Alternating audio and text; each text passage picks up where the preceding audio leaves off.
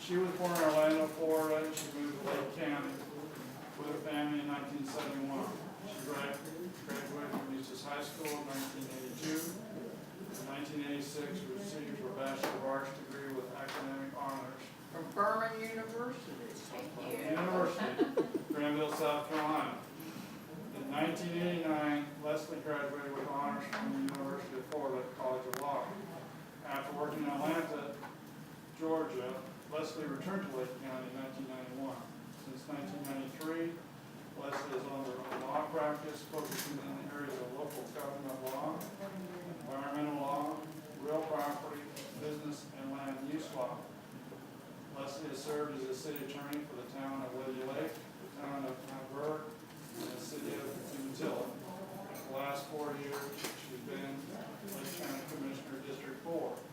She's running for re-election this year. She's going to talk about that some, I'm sure. The main focus of this meeting, though, is on Agenda 21. And some of you may not know what that means. Leslie's going to give us some background about how Agenda 21 has been impacting us locally in Lake County. But she's also going to be talking about budget and taxation, water issues, job creation, economic growth, and whatever other issues you want to raise in the Q&A. So, with that, Leslie, please come forward.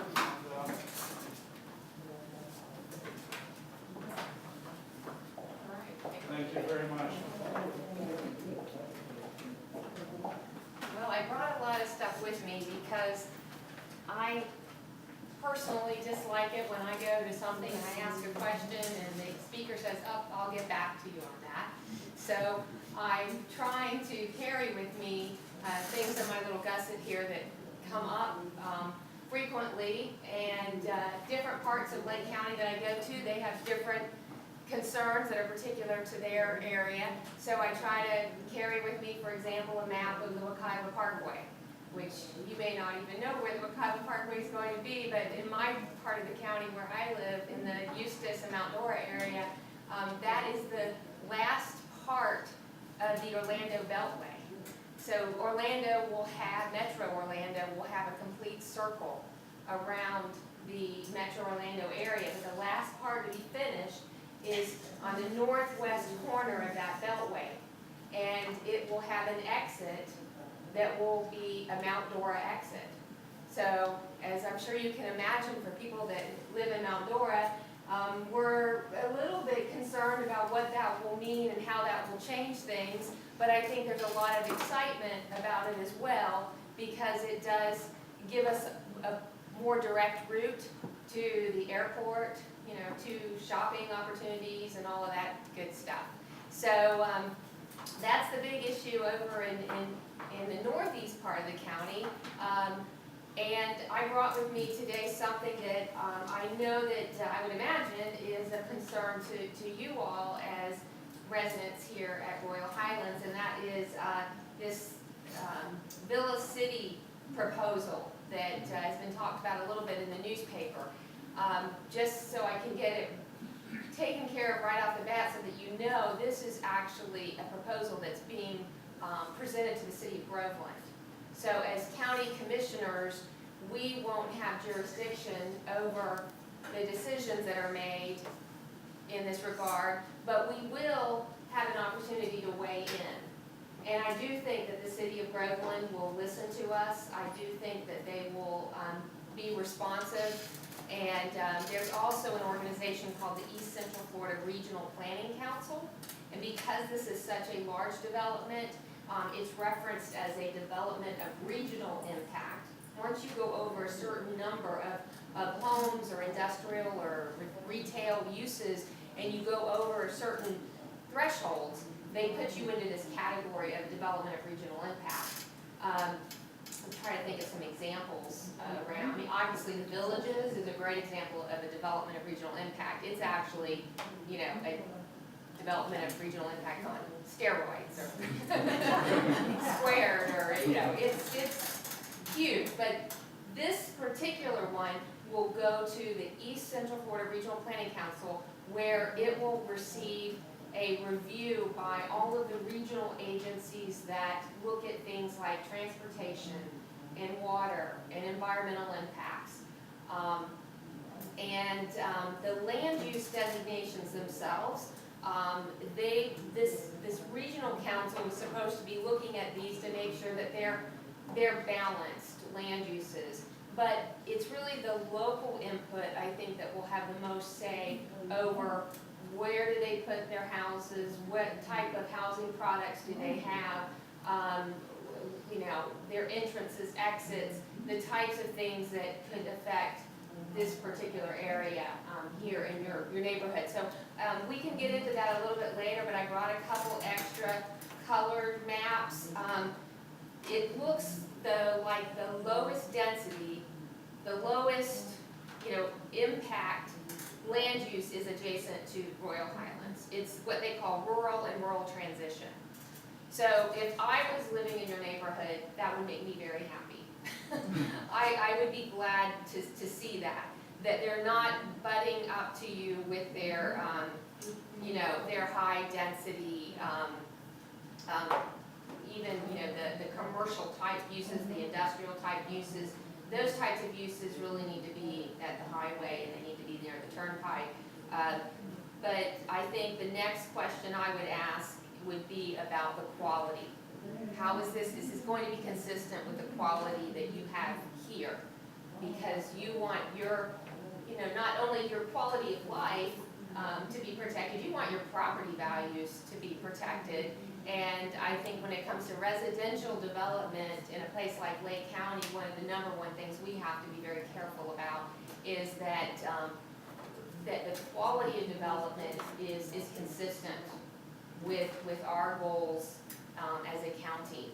And this is a pretty appropriate segue into this whole discussion about Agenda 21, because it gets kind of complicated when you get into the nuts and bolts of trying to protect and even, I like to use the word protect, but in some instances it really becomes control the things going on around you.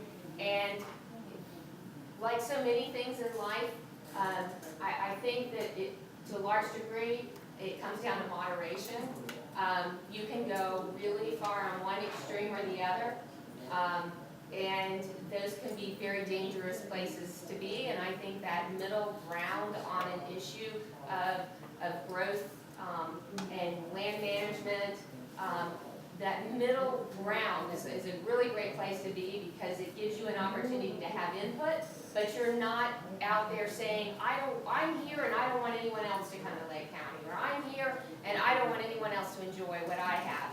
Or I've got my property rights, but I don't care about the guy next door. I mean, we've got to find that balance. And as Republicans, I think this is extremely important, because if we're not standing up for principles like property rights and free enterprise, entrepreneurialism, no one will stand up for those things. We see that in the media today. Those concepts, to the liberals among us, they don't like those things. They've made words like capitalism into bad words. I mean, we know that in our public schools, I've got a daughter, my youngest is getting ready to graduate high school, and I read her textbooks and I see the way that capitalism is portrayed, and it's all about big bad corporations and people that are greedy. Forget the chapters that should be in there about all of the positive good things that come out of capitalism, and again, moderation. I mean, we don't want capitalism to be this force that where there are no socially good things that come out of it. We want our corporations to be responsible citizens. We want them, but we look around and we see that they are. I mean, they give back, they participate in educational programs, and they help communities. And I know even here in Lake County, we have our small version of big corporations. And, they step up and they really do try to help out and help out with community efforts. So, as Republicans, I think that we have to be the guardians of these concepts, so that they're not completely painted in a light that is contrary to what we believe in and what made America great and what hopefully in the future will keep America or get America on the right track again. Agenda 21, how many of you have seen a movie or heard a presentation on this United Nations Agenda 21 program? Okay, so, all right, we've got 4. So this is new territory. I'll give you some homework. How many of you like to go on the computer? Everybody like to Google and do all that stuff? Well, if you Google Agenda 21, United Nations Agenda 21, you will get several pages of opportunities of things you can look up. And what's really fascinating is, depending on who's portraying it, it's black and white. It's 2 totally different programs.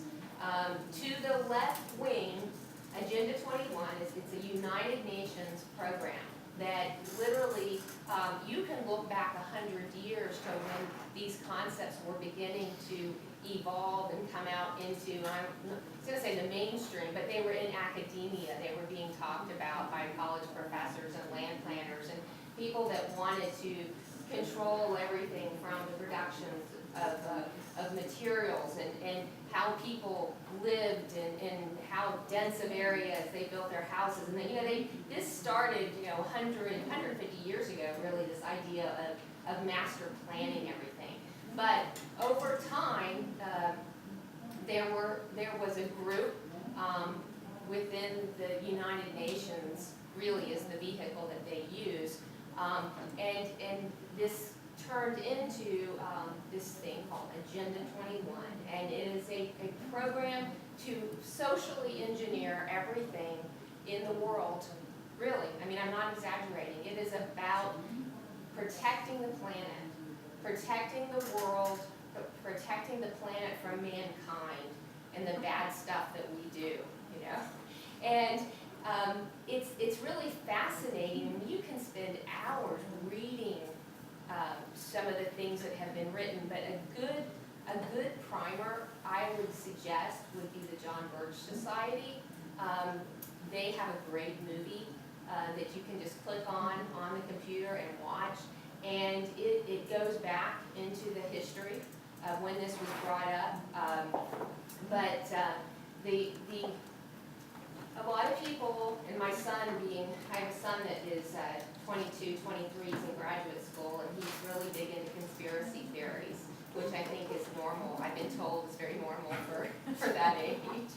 But it doesn't take very much imagination these days to actually latch on to some of this as, conspiracy theory. But a lot of the young people are fascinated by the fact that the first George Bush was president when the initial resolutions were passed by the United Nations, and he signed one, and it was during his term that this first happened. Well, the reason why I think that he was okay with this, I mean, the concept sounds pretty good. We've got a planet that needs protecting. We want to be good stewards of the earth. And this was a program to create a sustainable lifestyle, a sustainable way of life for the world as a whole. And so these concepts were, similar to what we've been hearing even during the Nixon era about conservation and recycling, and doing all of the good stuff to protect the planet. But there were additional steps that needed to take place. And those included making sure that the countries that had been successful and had been industrious and industrialized, they needed to pay their fair share back to the rest of the world so that the underdeveloped countries could catch up. And so this is really a structure for redistributing wealth among nations. And you've probably all heard about this idea of cap and trade. you've heard about the carbon tax. That was where this originated. The idea was that if we had this worldwide tax, and only the countries that had been industrialized, like the US, would be paying this tax, it would then go into a fund, and then that fund would be used to help developing countries develop their own technologies, technology and industry, and so forth. So that's really what the underpinnings of this is all about. Now, as you read it and you start to see how all the groundwork was laid, you realize that along with this, hand in hand with all of this, is the idea that there will be companies and there will be products that will benefit if they get tagged as sustainable. How many of you have heard the word sustainable? Sustainability. We've all heard it. I mean, it is now such a mainstream concept. I've been going to college campuses recently with my daughter looking at schools. Everywhere, everything is about sustainability. They have community gardens and they have all their recycling bins, and you know, it's, how can you argue with that though? We want to live in a sustainable way, right? So, I mean, it makes sense. It seems like a good concept. We don't want to be irresponsible with the planet. But along with sustainability comes these things, you know, these different types of energy sources. And we know that, you know, whenever you get into, you know, new ways of generating energy, whether it's solar or it's wind, somebody's going to make all that stuff, and somebody's going to make a whole bunch of money as a result of that. And some of this stuff just feels good. It's like, oh yeah, why aren't we harnessing the wind? You know, why aren't we harnessing the sun? But, you know, what is rarely asked, and I think a lot of Republicans along the way have been asking these questions, but what's rarely been asked by the media is, okay, well, if you spend all of this money to build the solar panels, put them on your house, put them on this or that, how long does it take to actually save enough to pay for what you put into putting these, you know, products into operation? And a lot of us know that it takes a long time. You know, you could put these panels on your house and it might take you 30 years to recoup the cost. Okay, well, you know, maybe you just want to feel good about the fact that you're using solar electricity or electricity generated by the sun. Well, that's fine, but just call it what it is. Don't suggest that you're going to save money as a result of doing this, because you're not going to save money. But all of this stuff goes hand in hand with Agenda 21. And it's each year they go back to the United Nations and they tighten it up a little bit more. And they add a little bit more to it. And about a decade after they started it all, they said, you know what, we haven't made as much progress as we wanted to make, so we've got to regroup. So we're at a place now where in our country, you know, everything is about sustainability, and land use regulations, you find them all over the country. It's like cookie cutter. You see the same provisions, the same regulations, and this was part of Agenda 21, that you would have these model rules, and everybody would adopt the model rules, and the model rules were in order to make us sustainable. So, Lake County, we adopted a comprehensive land use plan back in, it was about 1990 when this started. This was a result of the state of Florida putting into effect its state growth management plan. And so the state put a model plan together and then said, okay, all of the counties in Florida, all of the cities, you must adopt your own plans that are modeled after the state plan. And this hit Florida at a time when, I mean, all the conditions were right for everybody to embrace this stuff, because we had a lot of really fast growth going on. We had a lot of areas that were getting extremely congested. We had roads that were, you know, jam-packed. We had a lot of ugly development in Florida. We had a lot of development in Florida over the last 100 years that in locations that, you know, you look at something and you go, oh, today you'd never be able to build that there, you know. But so Florida in the 1990s was in a perfect spot to say, you know what, we need to do something. Growth is going crazy. And so we embraced these rules and regulations because we had some legitimate reasons to embrace good growth management rules. But along with those good growth management rules, they slid a whole bunch of stuff in there that was really beyond the pale as far as property rights go.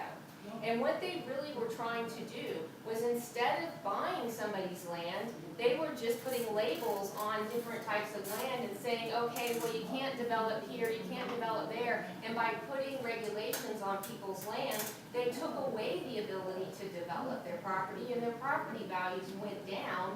And then they literally lost value. They lost, their investment in that property because it was down zoned. And, we all know that under the Constitution, that unless you pay, the government pays for property, that we say that our Constitution says that unless the government pays you for land or property they want of yours, they've got to compensate you for it. But this is what they call in the legal venue inverse condemnation. It's when you regulate it so much that you devalue it, and then the government doesn't have to pay you, and then maybe they get to a point where you go to court, and by then your land is so depressed in value that the money you get is just a fraction of what it had been worth. Yes, sir? Who is the they you're referring to? Is this the state government, the federal government, or who? Interesting question. They would be the state legislature, okay, being pressured by environmental groups at the time. And a lot of the groups, there was one group in particular that was actually an arm of the Chamber of Commerce called the Thousand Friends of Florida. And it was made up of a lot of politicians and leaders in the state that were not known to be radical environmentalists. They were saying, we've got to do smart things for the state of Florida, and that was in the Thousand Friends of Florida. Okay, so they were a big player in the 90s. They're still out there. But then you also had the groups like the Sierra Club and the Nature Conservancy and the Audubon Society. And while they may have wonderful missions, and some of the things they do are wonderful, they were really big players when it came to imposing rules in the state of Florida.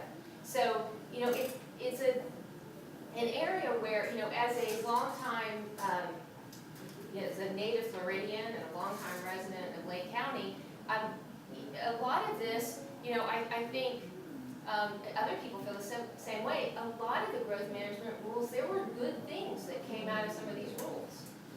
But again, there were a lot of bad things that happened to people that owned property. And we're now that was 1990, and now here we are 2014, and we've curtailed some of that. But I'll give you an example of a rule that ended up in Lake County's regulations, because you have a gated community. But there, in Lake County's comprehensive plan, was put in a provision that said that gated communities should be discouraged in Lake County. And over in the Wekiva area, where the parkway's going in, they actually put a prohibition against gated communities. And the reason was that these people that were influencing rulemaking felt like gated communities were exclusive and they weren't fair. And they kept people out. And it wasn't right that some people should be able to live in a gated community and other people couldn't. It's silly. It's really silly. But that's the mindset that was that has had a foothold in rulemaking from the origin of Agenda 21 until now. So we've been trying. I've been in office now. This is my 4th year, and from the very start, I tried to hone in on those rules that were just absolutely ridiculous. I look at the gated community issue as one of choices. You may choose to live in a gated community, and you may choose that that's not for you, but at least have the ability to have that choice. Oh, freedom. That's right, exactly. And that's exactly what it is, it's about freedom. So, but when you have a conversation with somebody that believes that they're an evil thing, you know, it's there, and these guys are out there. I mean, they were in charge of Lake County's land plan about 6 years ago, and they worked on our comprehensive plan for, it was probably 4 or 5 years that they worked on it. It never got adopted because they kept putting more rules in, and then people would come and argue about the rules, and then they would, I mean, it just went on and on and on. And we didn't have, for about 6 or 7 years in Lake County, we didn't even have a adopted comprehensive land plan because everything was in this state of flux. And what that ended up doing was it actually was it was an impediment to new activity. Now, you could say that maybe that worked out okay. You know, it might have worked out okay because it was about the same time when everything was booming and we had so much crazy activity going on, and we had the bubble developing, and everybody was watching going, you know what, this is gonna crash and we're all gonna get hurt, you know. But sometimes, you know, I've talked to other people that were in the real estate industry, and we said, you know, wonder what would have happened if Lake County's comp plan had actually been, you know, operational and more stuff had come in and been approved. So maybe it was kind of a blessing at that time that it was in this state of incompletion. So you know, you couldn't come in. This, for example, you wouldn't have been able to bring this in and get it approved back when our comp plan was in this state of flux. So you know, Did that plan ask and demand that all zoning be removed so that your property values could go anyway? they picked and they would choose which property they wanted the values to go away on. And a lot of times it was areas that were environmentally, But like our slaughterhouse, if the zoning and so on had not been in place, who knows what we would have around us? right, Or quality of life. right. And I'm trying to remember back to that case, was that at Groveland, was that It's right Lake back County? Or was it, but it wasn't in the city limits, didn't Well, they? this that I'm talking about was the UN trying to get it implemented in every state in the union. Right, but this, back to the slaughterhouse zoning case. Yeah. I was trying to remember whether that was a case that came in front of the county commissioner, or did that Yes. come in front of the, Well, the county commissioners have helped in the court scene, I understand. I don't know. Okay. I signed petitions. yeah. And you know what, that's a great example of, we talk about property rights, and I like to think of it as a continuum. And if radical, liberal, communistic type thinking, property rights are an impediment. You know, they are something that get in your way when you're trying to create complete equality among people. And so they just assume property rights go away. And some of the Agenda 21 documents, they actually talk about that. There's a preamble where it says that we can't really accomplish all the things we want to accomplish in the world because we have countries that are members that have private property ownership. And as long as we have private property ownership, we will never be able to make sure everybody has the same amount of everything. So, you know, so these are the people that were involved in writing Agenda 21. And this is why we have to be extremely suspicious of them. And when it comes to our own regulations locally, we just have to have that in mind so that when we look at a regulation and we go, you know what, is this going too far? Just remember that a lot of these regulations were being proposed by people that had that radical view of private property ownership. Okay, and I think that we all kind of have this gut feeling that goes off, at least I think Republicans do at least. And you know when something's going too far, you know when it's not right, you know when it's not fair. And we know that private ownership is a key, it's a cornerstone of Americanism and a cornerstone of our Constitution. So think about that continuum. You have on the left this idea that private ownership is a problem, you know. And then on the right, you could say that private property rights, if you say that if you own a piece of property, you can do whatever you want, that you should never be restricted. Well, there are nuisances. You know, there are cases like slaughterhouses or pig farms being put in a place where they don't belong. Chickens and your Right. pigs on your own lot. And those are, you know, those are called, in the legal realm, those are called nuisances. And that's when somebody else is using their property in a way that negatively impacts your use and enjoyment of your own property.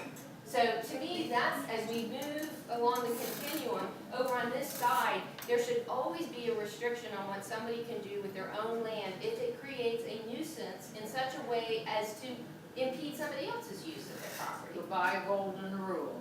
Exactly, exactly, that's really what it is. And so property rights is a two-way street, you know, you've gotta, you can use your property, you should be able to use your property to the extent that it doesn't hurt someone else. And when it does hurt someone else, well, that's when you get to this, what I call that middle ground, where you're trying to find a way that each property owner can use their property. And sometimes it's not doable. You know, we have a case down in south of Claremont, 4 miles south of Kings Ridge subdivision, and CMEX has proposed to put a sand mine in. Now, they say in the newspaper, it says it's 1,200 acres. Well, the mining application is for 600 acres, and the life of the mine would be over 30 years. So they wouldn't be there longer, they could be there shorter.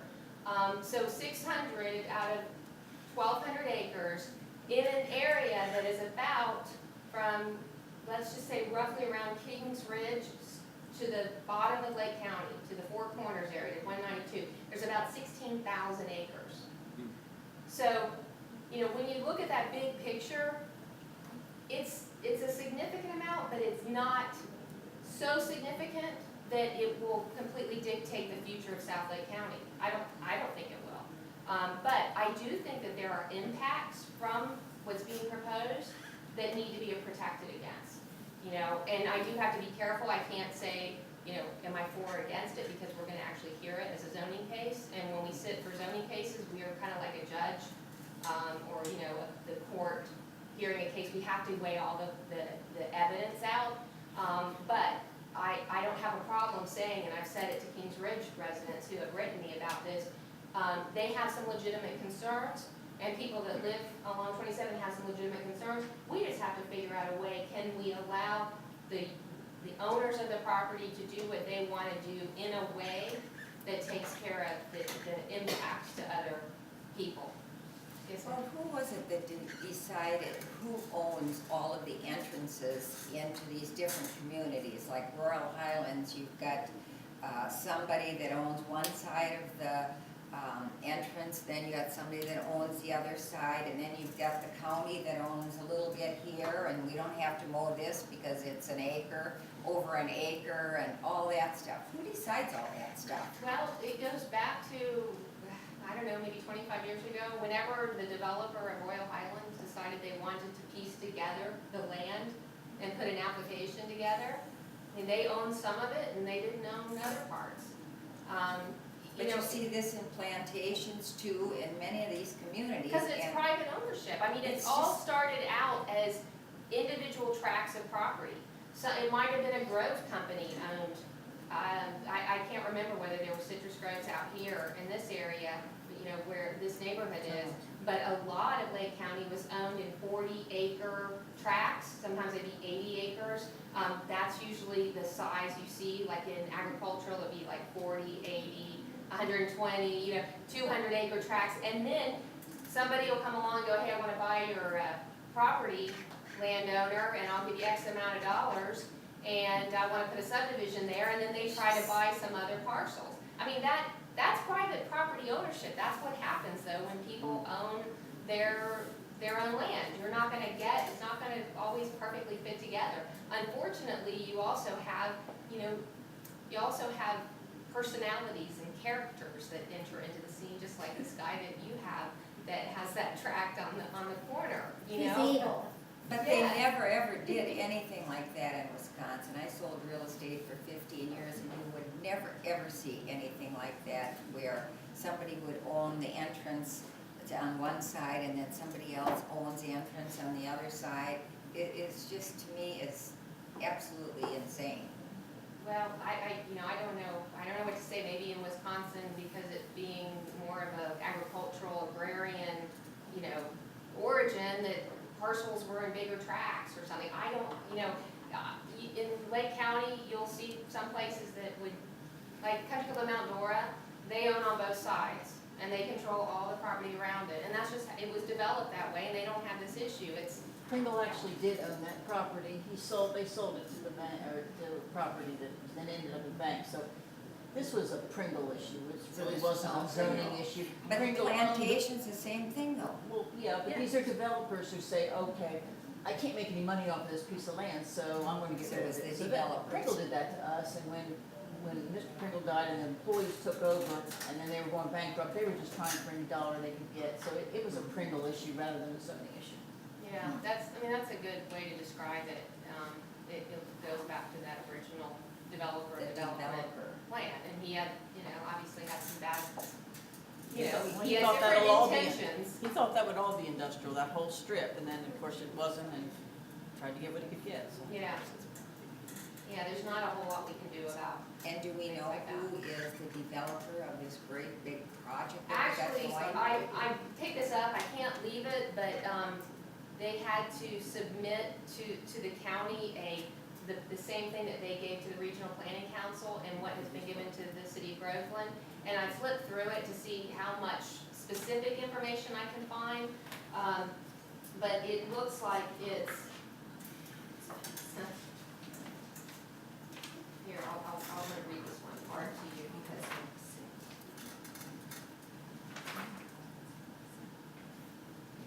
I think it goes into a little bit about the ownership. I mean, I only know what you know at this point from the standpoint I've read in the newspaper, and I could have sworn that I saw Saudi Arabia. They are the ones that own the land, but Well, that's what they'll the paper sell said it to a anyway. developer Yeah, I mean, first. that makes for really good, Yeah. juicy story here.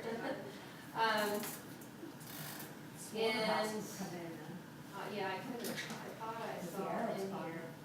But this is, it's a 2,467 acre property, consists of several lakes, over 500 acres of wetlands, which wetlands cannot be disturbed in Florida. So, when I talked about some of the good stuff that happened in the 1990s, that's definitely one of the really good things that happened in Florida, is that wetland protection went into place in the state of Florida. And most places have buffers around wetlands that are 25 to 50 feet out. Some places even have further. Those are the kind of things that, now, when you look at, in the context of takings law, when they put those regulations in place, they never compensated anybody for the fact that their wetlands couldn't be used. So, it's kind of unfair for the people that had the wetlands. And you used to be able to do like a certain amount of wetlands you could fill as long as you provide it. You could dig a different area and fill it with all the grasses and the vegetation and so forth. But as a general rule, if you destroy any part of a wetland, you have to recreate another wetland, and you have to mitigate your impact. So again, those are good things that happened in Florida that we actually, woke up and said, you know what, we've got to protect our resources. Well, So- the public good entered into a lot of this, didn't it? Well, But yeah. they never were specific about what is public good, except for schools and roads and things.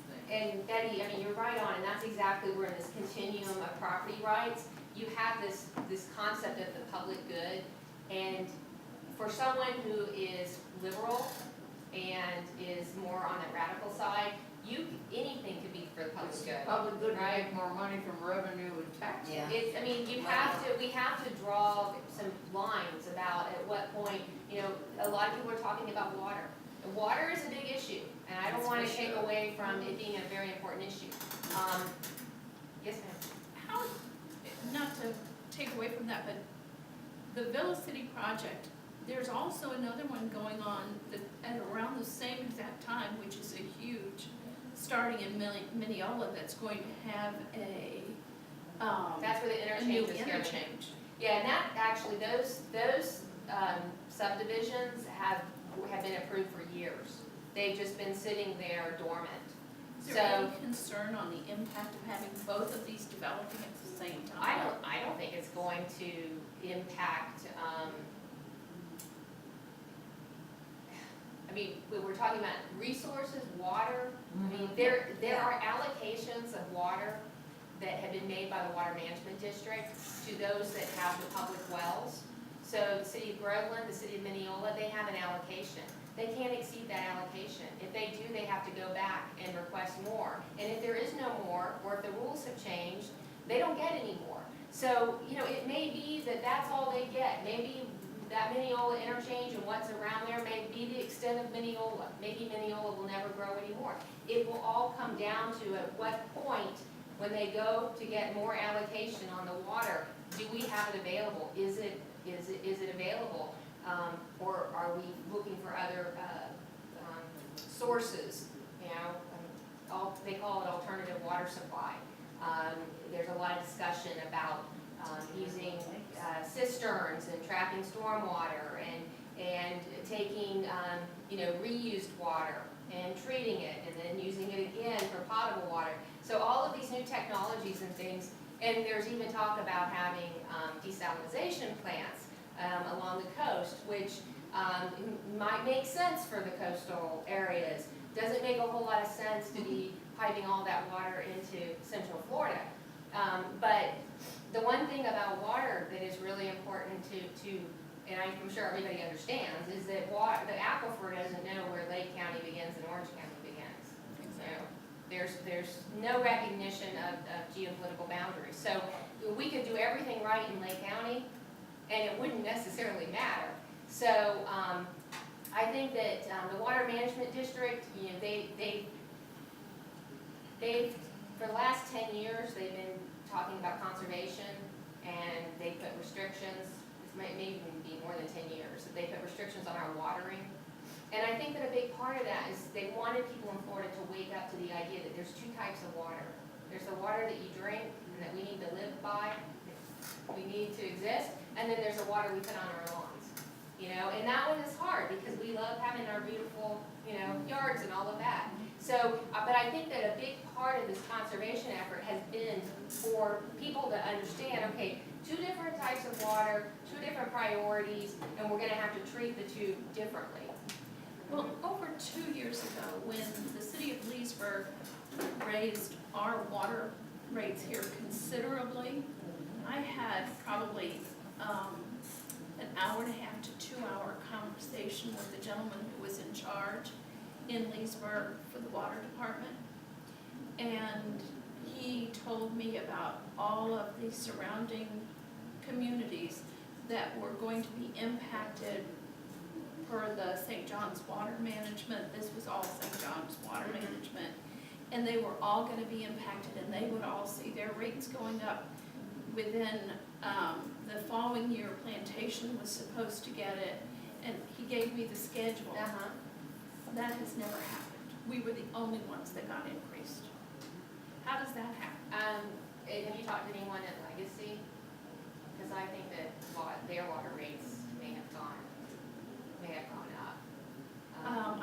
I didn't call anybody, I don't know anybody at Legacy. I've actually been following through with the city of Leesburg. I mean, I'm a pest. I want to know one. Well, and I think you have a premium on your water too because you're outside the city limits. Exactly. That's ridiculous. And Yeah. our water rates are unbelievable. And yeah, I mean, it's, and then you want to say, okay, we're at premium, and then you want to build Villa City, and you say there's no Well, they're not, but water. Leesburg is not the provider for Villa City, just so you know, that's the city of Groveland. So the city of Groveland will be setting the rates for Villa City. So, I mean, that will be a really important thing right off the bat. What's the name of this master plan? They're just calling it the Villa City. Calling it what? Villa City, which is the, you know the history of Villa City, right? It was. Also, is this a plan, since it's from the UN, that has to be ratified by the Senate and then let each state decide if they want to implement it? Or what? Actually, that would normally be how something like this should have to work, that it would actually go to our Senate, and we'd have to have, you know, we'd get our senators on the record, do they support it or not support it? It's never gone through that process, and yet we have been a signatory to it, and we have agreed to be a party to this. Just through our UN ambassador or something? Basically, and each time the president is involved, they, you know, they show up at these big, you know, gatherings and they support it. And, I mean, we just heard the president, So I there's think no it was voice. yesterday, talking There's no about. voice then for citizenry. No, but I think that what's happened is that people have gotten caught up in all of this. You know, they see it as sustainable development being positive, and therefore they're signing in, but they're not really realizing what the details are all about. I mean, this goes hand in hand with global warming. I mean, it's really, you know, I should have mentioned that today, but you probably figured that out. I mean, that's the cornerstone upon which this is based. If you don't subscribe to the idea that the planet, you know, that we're having greenhouse gas effects, and those are man-made, you know, effects, then none of this really, you know, makes any sense. But once they were able to say, hey, we're all affected by the atmosphere, and what you do in China affects us over in the US, therefore we're all in this together, and now we have the common good, and we have the common good on a global scale. And that's where, you know, it's so important for President Obama to be touting, you know, global warming and climate change and all of that stuff, because that is the cornerstone of this concept of a one world order, where we all are, you know, all in it together. And But, who enforces? well, I think that there are those that feel that at some point the UN would be the enforcement mechanism, you know?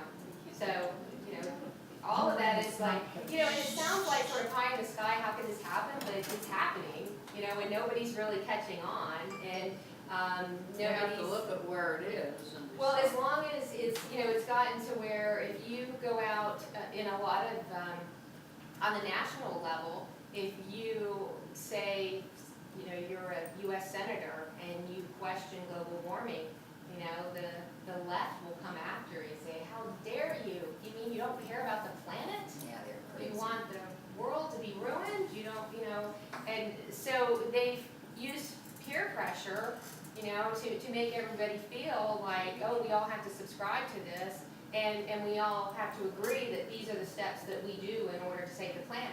And I'm not disputing the fact that protecting the planet is a good thing, but this idea that if, you know, you drive a certain car or you buy certain fuel, that that's actually gonna make a difference. If it makes a difference to you, then do it.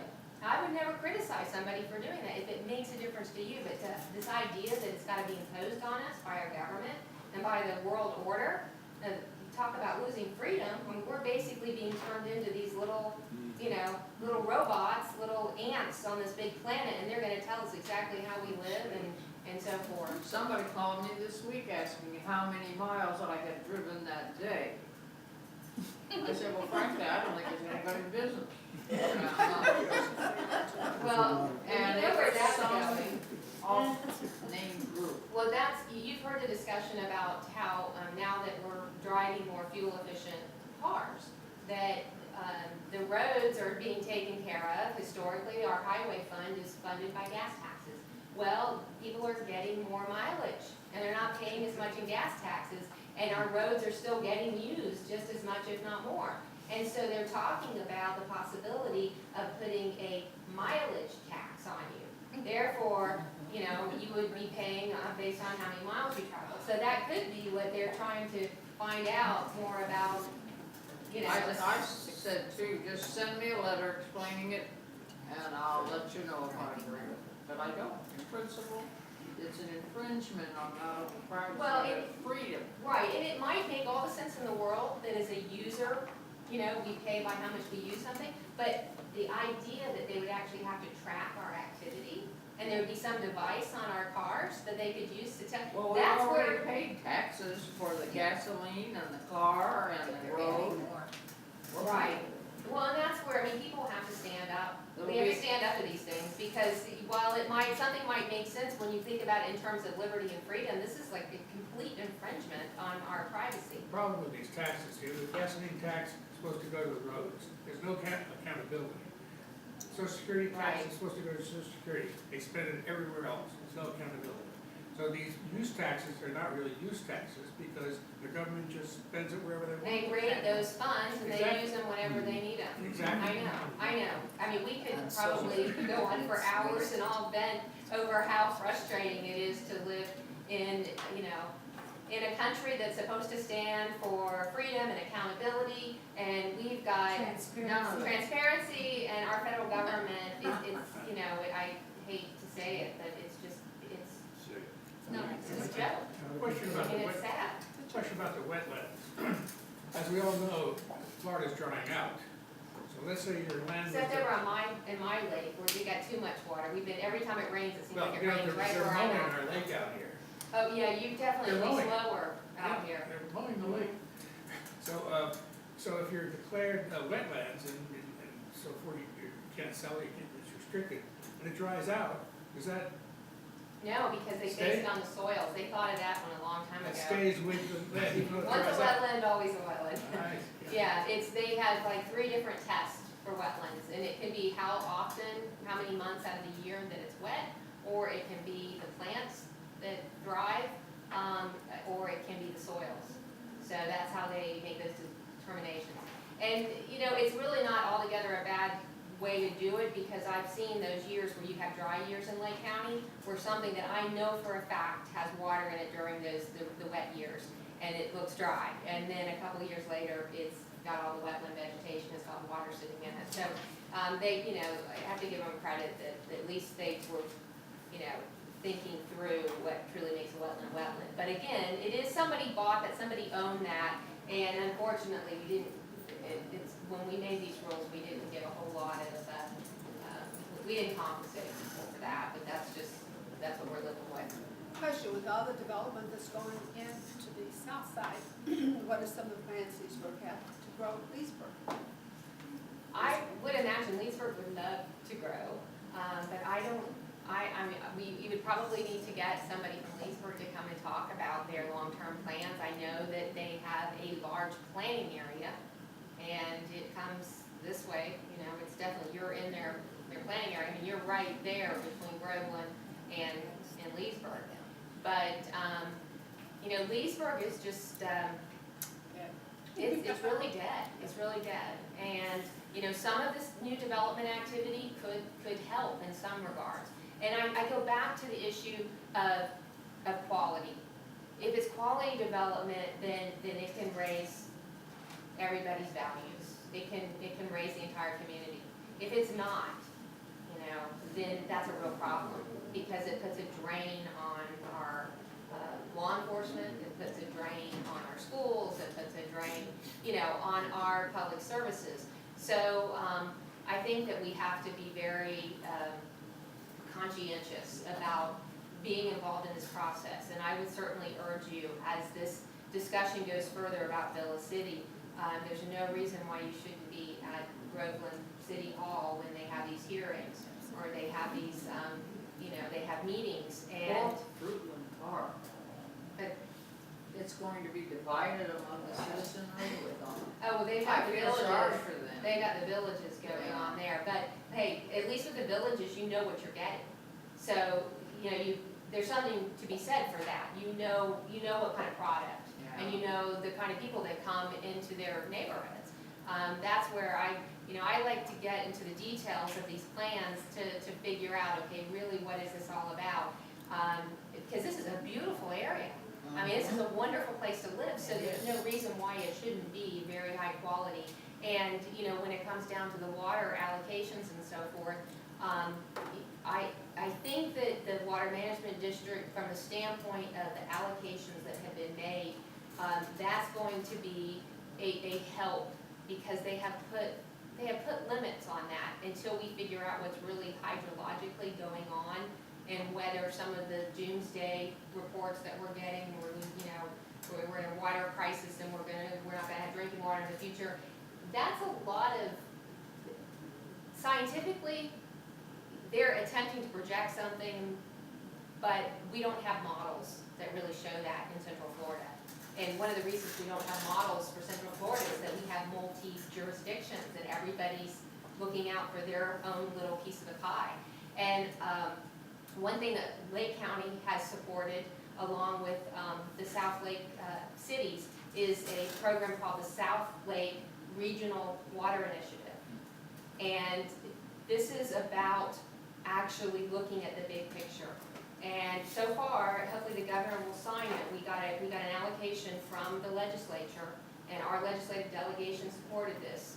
Senator Hayes and Senator Metz supported this. And this is basically saying, let's quit looking at this one little area. We've got to look at all of Central Florida, and we've got to take care of Lake County, because we're sitting on top of this aquifer. Everybody else has a straw in it, you know, and nobody can really show us a model to tell us, is that in fact affecting our water levels? Is it affecting the Claremont chain of lakes where their water levels are down? We don't really know, you know, and it's really easy to say, oh yeah, it's a crisis, it's happening, but we really need the scientists, we need the data, we really need to have this looked at from a scientific standpoint. So we're pushing for that as a county commission, and we have the South Lake cities on board, and Salinization is totally out, isn't it, for the cost? well, not necessarily for the coastal community, so they don't have an option. I mean, we've already got desalinization in the state of Florida. It's just to what extent are they going to do more of that versus using our aquifer? You know, and I say our aquifer, I'm kind of protective about it, because yes, we are right on the top of this ridge and for the whole state of Florida. So I think that desalinization has a place, but they need to be doing more of that on the coast. And again, I'm for local government and home rule. I think that's really important. But when it comes to water, I think this is an issue that really has to be addressed on a statewide basis. Yes. You know, just like everybody was upset about the Niagara permit. But again, that was an issue of, these are permits that are permitted in the state of Florida.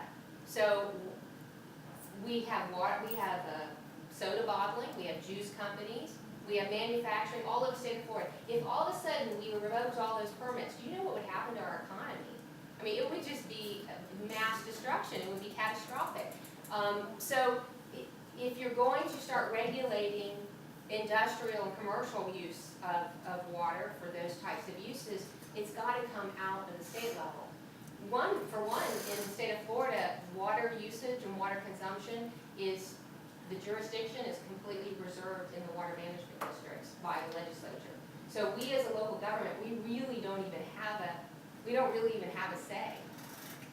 Because from a jurisdiction standpoint, all of the authority rests with the state. So if we're going to find a solution, we've got to go to the state, we've got to convince the legislators, hey, this is something that is important to Lake County, but it's important to this entire state, and nobody wants to see our economy crash because all of a sudden, we don't have enough water, or that our water bills are so high, because we're paying for all these other uses.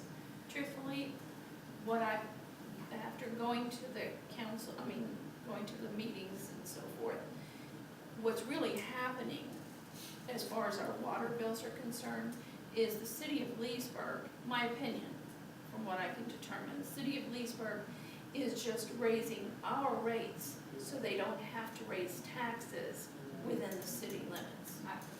You may be onto something.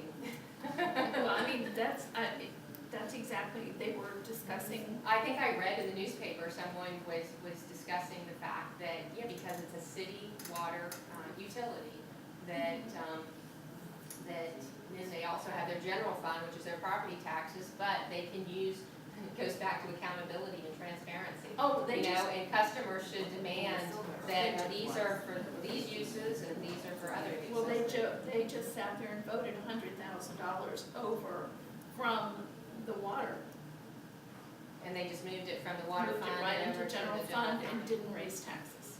So, they're using it as a money maker. And this is really unfair because you're not residents in Leesburg, so you don't have a say on that city council from a representative standpoint. It is extremely unfair. And we're being limited too. And they're using it, they're holding hostage a resource, which is water, which is not theirs to hold hostage.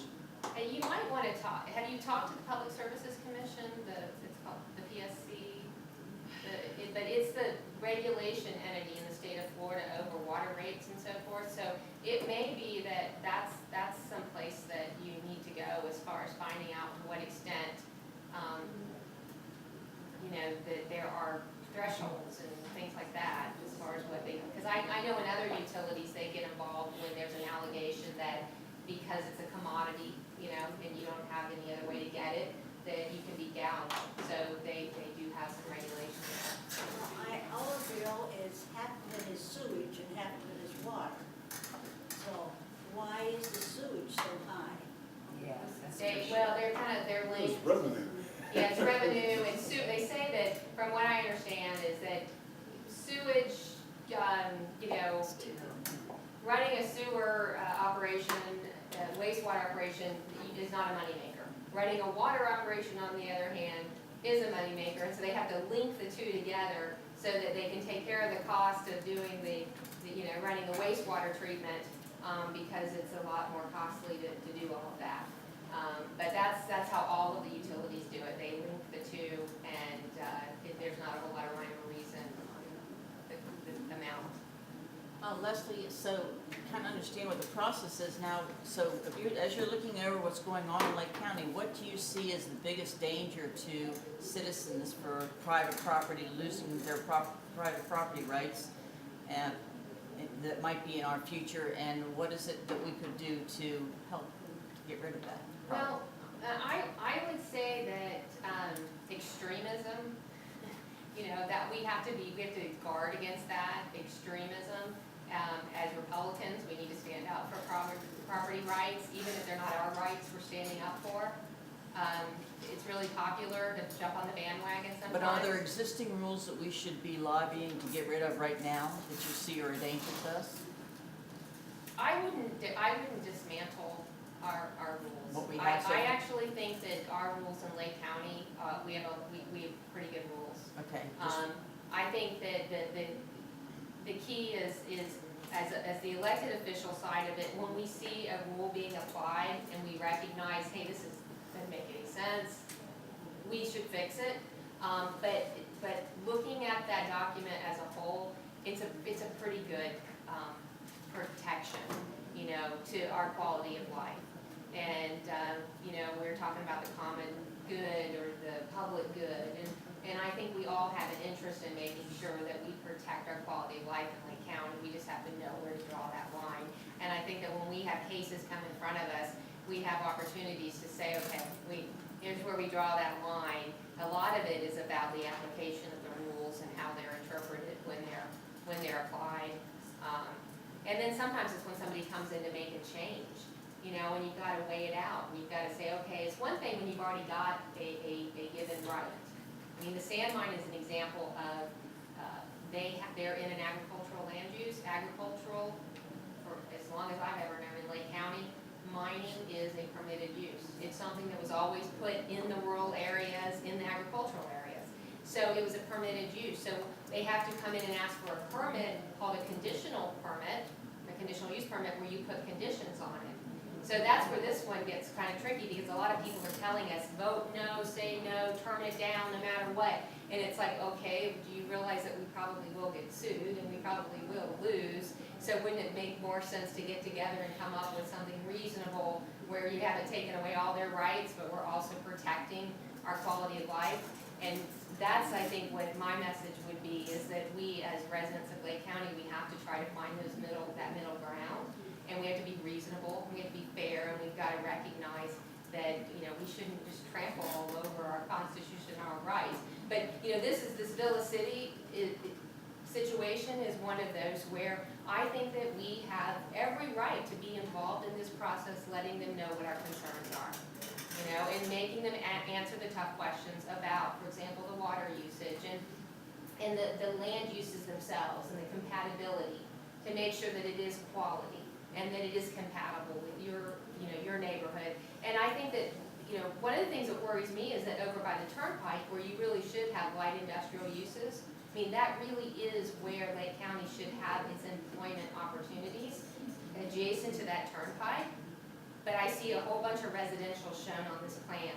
And I think that that would make more sense in that location to have light industrial technology, uses that are indoor manufacturing, no, smokestacks, but the type of employment opportunities that people in Lake County really need.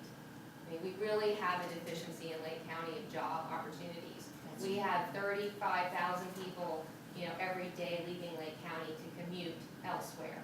And we, considering where we're located in Central Florida, and all of the transportation hubs that are right here, and how close we are to the coast and so forth, we should be an employment center. We should have job opportunities, high-wage job opportunities for our young people. And I think that's really where we've got to make sure with this plan, that they don't load this up with houses so much that we're losing this great opportunity to have the really good employment opportunities. And the same thing with that Mineola interchange. I think that we really have to, while there's already houses that are on the books, there's also, light industrial opportunities. And I'm really hoping that that's what we see come out of that Mineola interchange is companies go, I want to be right there in Lake County, and now I'm only 20 minutes from downtown Orlando if I hop on the turnpike. Well, there is commercial use is slated for that area. I saw, I attended a presentation on it by Was it, DOT or? no, it was actually the developer, I'm sorry. Oh, okay. And they are gonna put in commercial as well as. Yes, there's a lot of square footage that would be allowed there. Exactly. Yeah. So- And again, those houses, that was about probably 10 years ago, that most of those residential areas were approved. So I hope I answered No, that's fine. your question. But we did get rid of that one rule about the gated communities. We did that the other day. We actually voted away the rule that said no gated communities over the northeast part of the county. And so we still have the one that says we discourage them elsewhere, but usually gated communities mean that you have, higher values, and, that's. Will the Villa thing be gated? We don't know, we do know that it's discouraged in Lake County, so that might be one that we speak up and say, hey, we don't have a problem with gates in certain areas, that's usually is really good from a law enforcement standpoint. They say the crime is so much lower in areas where it's because of the demographics for one thing, but, you would think that, the crime would, the criminals would want to come to areas where they think they can, they have opportunities. And when you have gated communities, you deter them. So those are really good things from a public safety standpoint. It saves us tax dollars.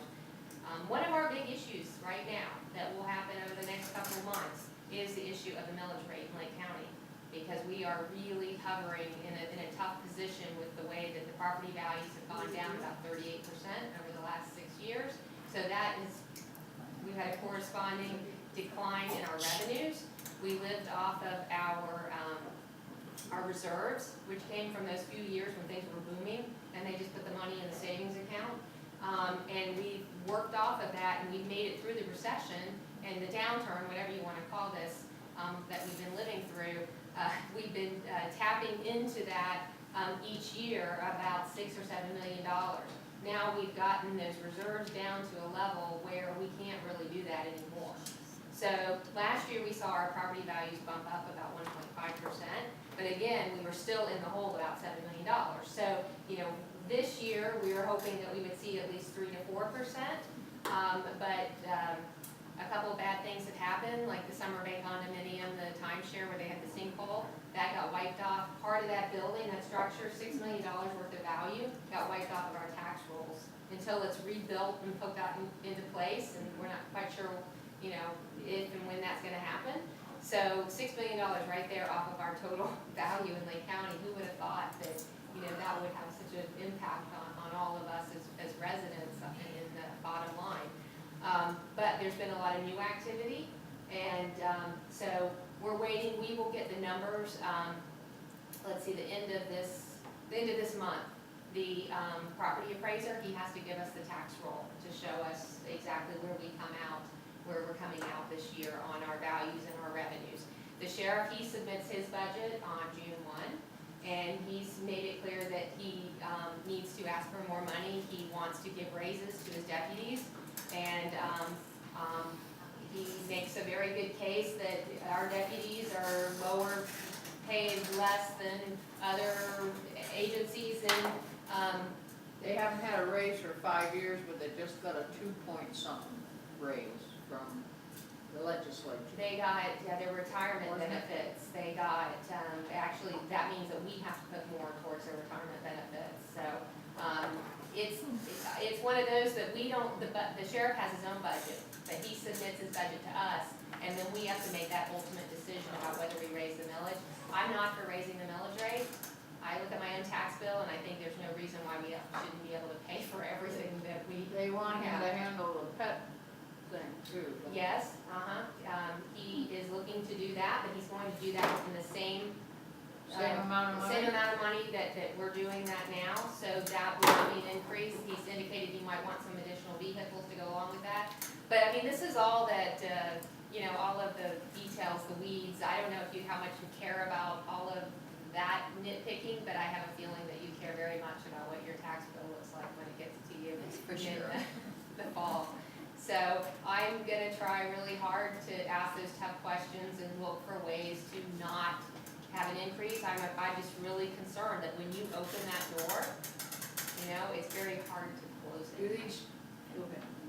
Leslie, are you okay with the trash situation now, or were you No, disappointed? I'll be mad for the rest of my life probably over it, but I tried really hard. I didn't like the way that the trash contract came out.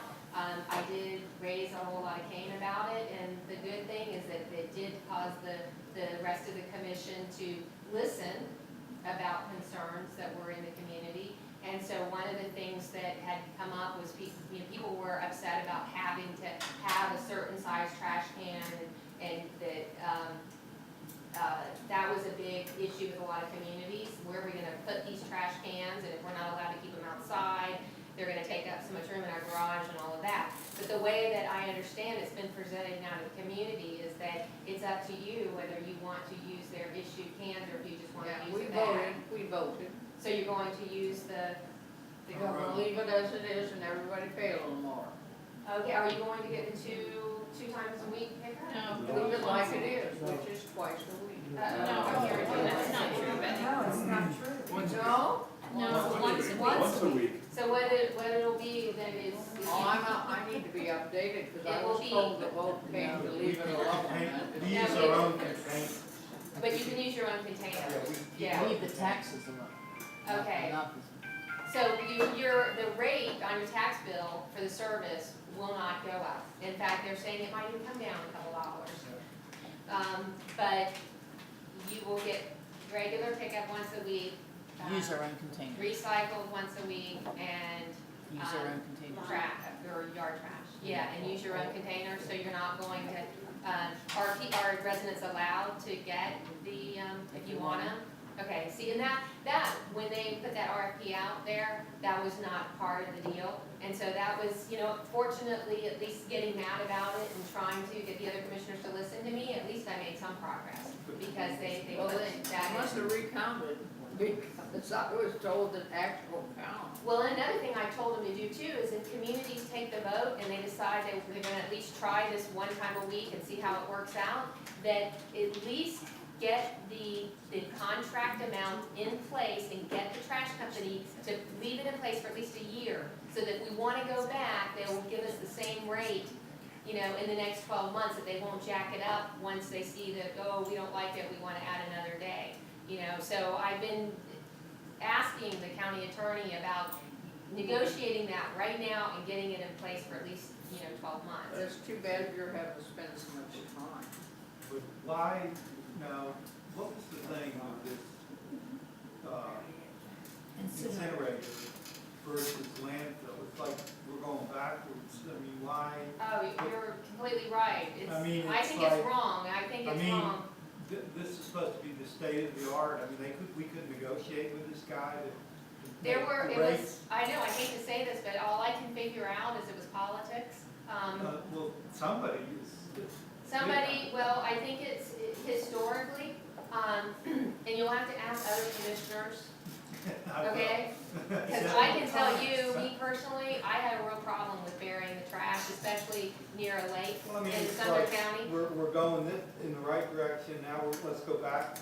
Well, and they kept saying that, well, this is all about money, that it costs too much to go to the incinerator, it costs less to go to this landfill, where there's a couple problems there with their line of reasoning.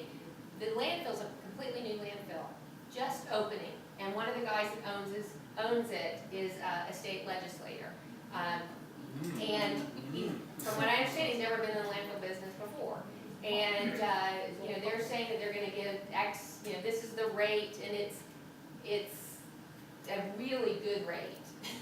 So good that you get nervous that if, that they won't be able to do all the things they need to do in a landfill to make sure that it's safe and it's protecting, the aquifer. You talk about aquifer impacts. I mean, to me, that is the bigger impact than a lot of this other stuff we've been talking about.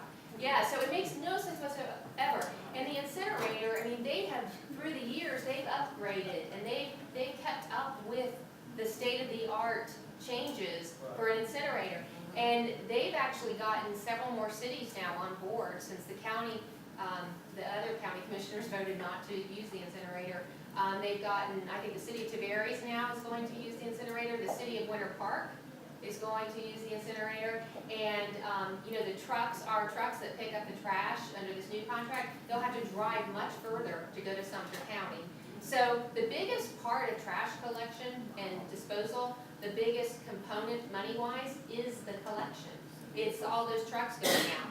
All right, so they said that the reason why we had to get this really great deal at the landfill is because under this type of collection they're using, where they're coming once for your recycling, once for your regular trash, and once for the yard trash, they're actually making more trips than they would if they just came twice a week and got everything on those 2 days. And so because they're making more trips, they had to get cost savings on the disposal side. And that's why they had to use the landfill. And so for some commissioners, they said that historically Covanta had charged the county so much money through the years and had gotten it originally a very, a sweetheart deal, that it was time to just walk away from that. And it's like, we gotta be bigger than that. So there's baggage, there's history, but you gotta leave that alone. We've gotta do what the right thing to do is right now. The one thing I have asked about is to what extent we could get out of that contract with the landfill.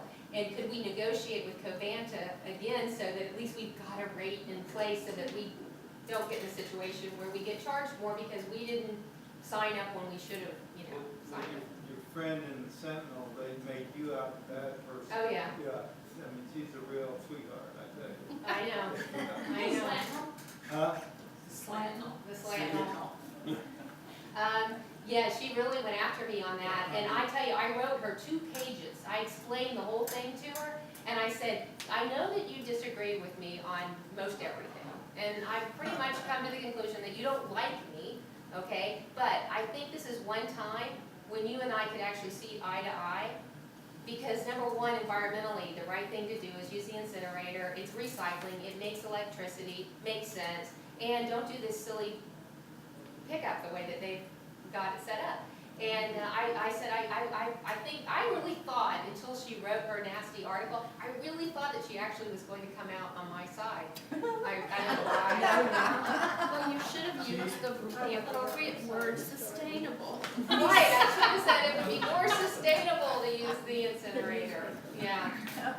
Yeah. Turn it on them. So all that recycling. How about less pollution, no trucks keeps constantly Right, less picking up. wear and tear on the roads, And less tell her carbon. that, Florida's usually flat, we're gonna have mountains everywhere. I know. You go down the turnpike, going down south, it is ridiculous, I've never seen so much lumps in my life. Yeah, well, I really. And now we're really getting them hope- everywhere you go, on every highway, lumps, and Florida's supposed to be flat, except for the northern part and parts of Claremont. I just hope that, and I'm gonna keep asking the county manager and the county attorney, try to negotiate something with Covanta so we have a fallback position, so that we could go back in that direction. And they also continue to check our water to make sure that nothing's leaking. Yeah, that it's Because not this guy's leaking not doing into it our right. I mean, waters. once our water's ruined, Yeah, and they're very expensive operations to run, so when you give somebody, you know, you give a county our size this really great rate, it really gets, you get a little nervous. And you know, here's another twist to all of this trash collection stuff. That landfill cannot take yard waste. You have certain types of classes of landfills, and if you take yard waste, you have to put in certain different, Chemicals? different systems of how you let the gases and things leave the, you know, property and all of that. Okay, so this landfill that he has, it does not take yard waste. So we have to take our yard waste to the county landfill, and we've negotiated with a company where we'll make mulch out of it, which, I mean, that's all great. It's just that it sounds really good, but from a monetary standpoint, the fact that we can't take the yard waste to his landfill means that we have to find some other place to take our yard waste. If we took it to Covanta, we could take it all there. They burn the yard waste, and Covanta also wanted to do recycling. Covanta said, what we would like to do is set up our facility so that when the prices are, when we can sell paper, plastic, you know, mulch, whatever, at a higher rate, and we can actually sell it, then we will recycle it, we won't burn it. But when those, you know, because all of that fluctuates, how much you get paid for recycling. I produce a lot of yard waste, and I bag it up, and it goes into the equipment. Am I doing it wrong? Should I keep it separate, not bag it up? Well, in October, you will, they will pick it up on a different day though. Do you put it out on the same, you put it on the same day right now, Yeah. right? Yeah. In October, it'll be on a different day, so you just have to keep up with whatever day that's going to be. And they said that they don't really want you to bag it, they want you to put it just in a can, that's what they say, but, Takes more manpower. yeah, so, I that whole thing about the yard waste not being able to get to the landfill, once I got that piece of the puzzle, it all started to make sense that, you know, this was, they had decided a long time ago they just did not want to use Covanta, and there were people on that board that did not want to use Covanta, and because there was all of this history with Covanta, they just decided, I think, that they wanted to be able to say, oh, well, we aren't using Covanta anymore, and they were bad, you know, in the past, and therefore we're not using them. It's just silly. It's not the right thing for Lake County. So, but I'm really glad that you got the opportunity to make your own choice about your containers. And I think, didn't they say that you have, that's like, is it 6 months or 12 months, that if you do want to get one of the county issued containers, you can? Yeah, I think you can. Because they're really, you know, if you go with the smallest one, it's not that much bigger than the recycling bin that we have now, and it has wheels on it. So if you really get into recycling and you want to do more of that, it does make it a lot easier to recycle, and that's the thought process behind all of this, is that people will eventually, they'll want a big one to put all their recycling in, and they'll have a little one for their you know, kitchen garbage. And that's the thinking, that's the sustainable thinking. And, you know, again, that's one of those things that if that's what people want to do, that's fine. But don't make us do that. You know, don't force it. Well, the upon whole us. community must abide by whatever the whole community. Well, once you decide as a group what you want to do, then I think you'll Just tell the grandkids they can't come as often. Okay, well, I hope that we covered enough. You covered more than enough. Thank you very much. Okay, all right.